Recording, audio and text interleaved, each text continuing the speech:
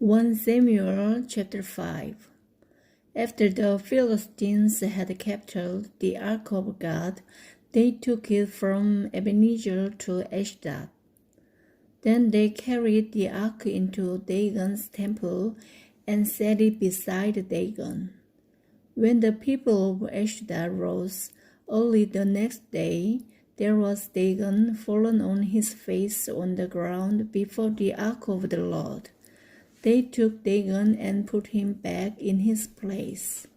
But the following morning, when they rose, there was Dagon fallen on his face on the ground before the ark of the Lord.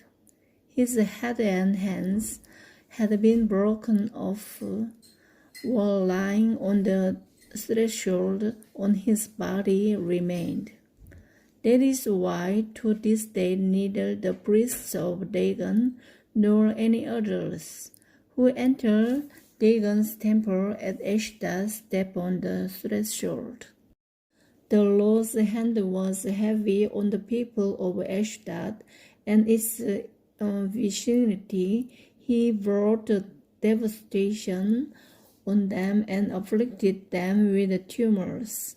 When the people of Ashdod saw what was happening, they said, "The ark of God of Israel must not stay here with us, because his hand is heavy on us and on Dagon our God."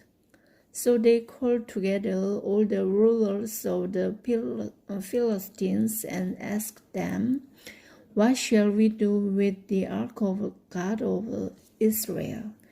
They answered, "Have the ark of the God of Israel moved to Gath." So they moved the ark of the God of Israel.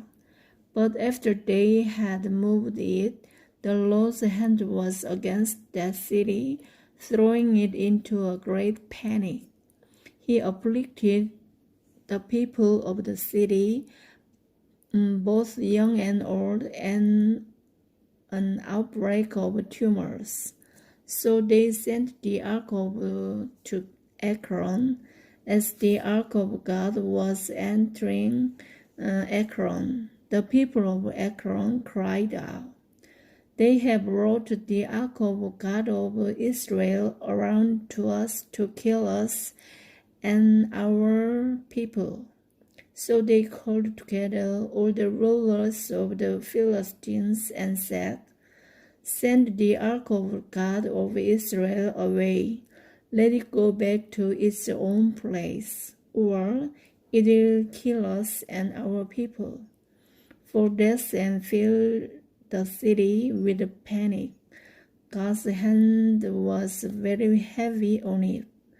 Those who did not die were afflicted with tumors, and the outcry of the city went up to heaven.